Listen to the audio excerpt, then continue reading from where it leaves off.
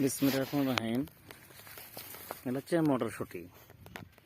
দেখেন মটরশুঁটির প্রতিটা গিরা গিরা ফুল, এই যে গিরা দুইটা ফুল দুইটা মটরশুঁটি ধরবে, এরকম দুইটা দুইটা সবই দুইটা দুইটা দুইটা দুইটা করে। এটা একটা অর্থনৈতিক দিক দিয়ে ভালো একটা ফসল, কিন্তু মটরশুঁটি বিশিষ্ট হচ্ছে আপনার যত ঠান্ডা হবে আর যত রোদ হবে তত মটরশুঁটি গাছ ভালো হবে, সাথে কুয়াশা থাকতে হবে, তাহলে মটরশুঁটির ফলন বেশি হবে, গাছ তত সতেজ হবে। কারণ মটরশুঁটি বেশি তাপমাত্রা হলে, বেশি গরম বাতাস হলে সেটা সহ্য করতে পারে না, সেটা তখন মটরশুঁটি গাছ বুড়া হয়ে যায়।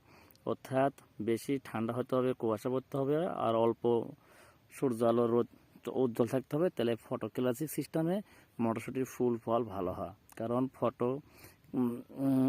ফটোক্লাসিসের সাথে মটরশুঁটির একটা ভালো একটা রিলেশন আছে, এজন্য মটরশুঁটি ঠান্ডা মৌসুমে খুব ভালো হয় এবং তাপমাত্রা বেশি হলে এটা ভালো হয় না। এই এই জমি টোটাল মটরশুঁটি করা হচ্ছে। এটা অর্থনৈতিক দিক দিয়ে একটা লাভবান ফসল।